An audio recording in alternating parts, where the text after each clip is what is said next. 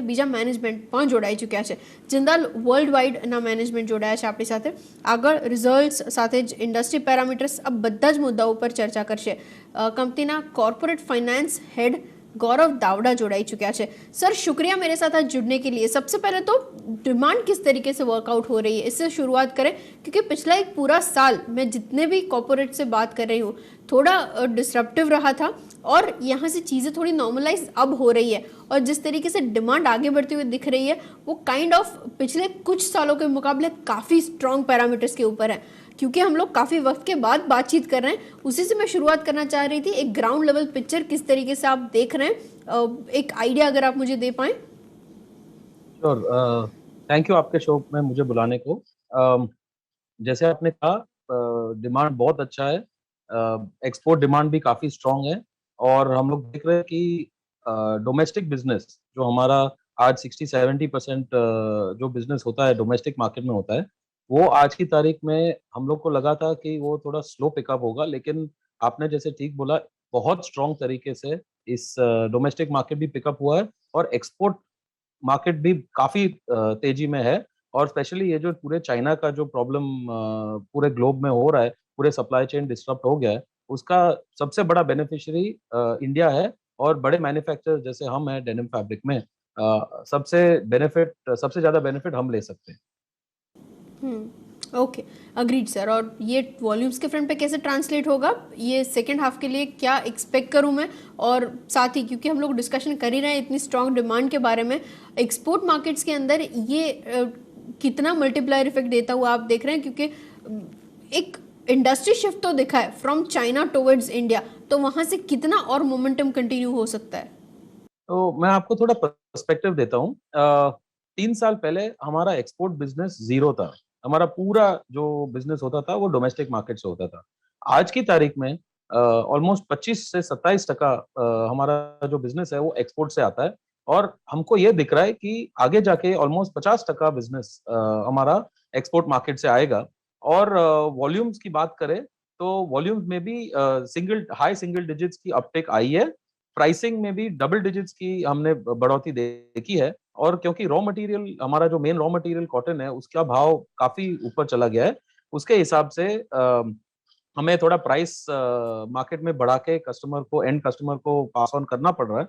लेकिन हम लोग देख रहे हैं कि जो प्री पैंडेमिक हमारे जो नंबर्स थे, हम उससे मच बेटर कर लेंगे ये साल में.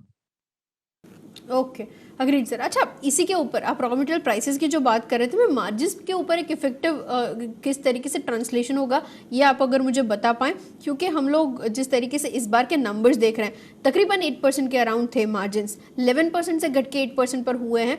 बट गिवन द कंडीशन आपने प्राइस हाइक्स ऑलरेडी ले लिए हैं, कब तक ये वापस सेम बैंड में आ सकते हैं और pre pandemic levels revenue front पे कब तक हम लोग रिकवर कर सकते हैं? तो रेवेन्यू फ्रंट जैसे मैंने कहा, आप हमारे फर्स्ट हाफ के नंबर्स भी देख ले और सिंपली उसको एनुअलाइज भी कर दे तो हम प्री पैंडेमिक नंबर्स के आगे चले जाएंगे यही साल में.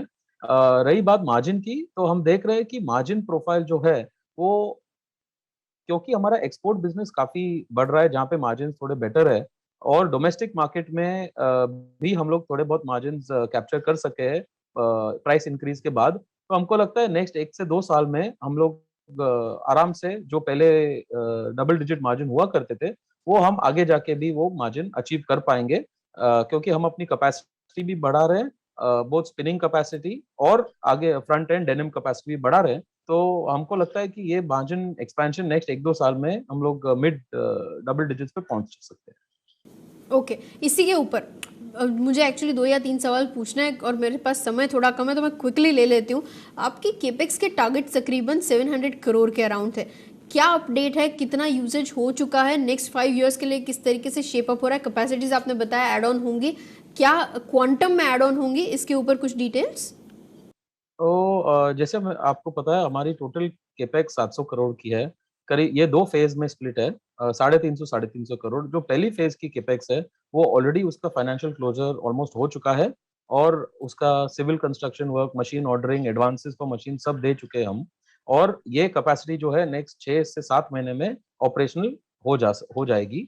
और जो सेकेंड फेज है वो आई थिंक नेक्स्ट 18 से 24 महीने में, उसके लिए भी हम लोग ट्राई कर रहे हैं. कि वो भी फुल्ली ऑपरेशनल नेक्स्ट 18 से 24 महीने में हो जाए, और टोटल हमारा 700 करोड़ का टोटल केपेक्स प्लान है। ओके। और lastly in terms of debt वहाँ पे किस तरीके से शेप अप हो रहा है, क्योंकि लास्ट क्वार्टर के दौरान थोड़ा बहुत बढ़ता हुआ देखा था हम लोगों ने। इस साल के अंत तक इसको सर्विस डाउन करने के बारे में कुछ स्ट्रैटेजाइज अगर कुछ किया है आपने? तो आप अगर हमारे ये सब रेशियोज देखेंगे, debt equity ratio, debt EBITDA ratio बहुत कंफर्टेबल है। इनफैक्ट अभी अभी लास्ट मंथ ही हमारी क्रेडिट रेटिंग अपग्रेड हुई है to AA- with stable outlook. पूरे इंडिया में सिर्फ 2 या 3 टेक्सटाइल कंपनीज है इतनी बड़ी साइज की जो ऐसा क्रेडिट रेटिंग उनका है, और हम उनमें से एक है। तो डेट में हमको कोई वैसे प्रॉब्लम नहीं दिख रहा है, क्योंकि मेरी डेट इक्विटी रेशियो 1:1 है, जो काफी कंफर्टेबल है। डेट एबिटा रेशियो भी है, वो अराउंड 2.3 2.4x है, जिसमें विद इन पैरामीटर्स है। और ये डेट थोड़ा बड़ा है क्योंकि हमने केपेक्स, जैसे मैंने आपको बताया, पहला फेज का केपेक्स हमने ऑलरेडी चालू कर चुका है, तो उसके हिसाब से हमारा डेट थोड़ा बड़ा है, but debt is in very controllable levels, और उसमें कोई प्रॉब्लम आ नहीं रही। Okay, agreed sir. और lastly in terms of government की तरफ से थ्रस्ट जो हम लोग पूरे सेक्टर को पूरे अपलिफ्टमेंट के लिए देख रहे हैं, वो कितना हेल्प आउट कर रहा है, इसके ऊपर आपका एक आइडिया? गवर्नमेंट ने पूरे सेक्टर के लिए काफी कुछ किया है और करती जा रही है। हमारे श्री ऑनरेबल मिनिस्टर साहब भी बहुत थ्रस्ट दे रहे हैं।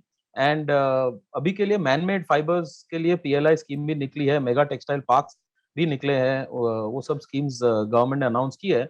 वी आर होपिंग कि आगे जाके नेचुरल फाइबर्स, जैसे हमारा फोकस है जहाँ कॉटन है, वो उसके लिए भी कुछ ना कुछ स्कीम निकलेंगी। और government, because we are a very large employer, government का थ्रस्ट टेक्सटाइल सेक्टर पे रहा है और आगे जाके भी आशा है कि ये रहेगी।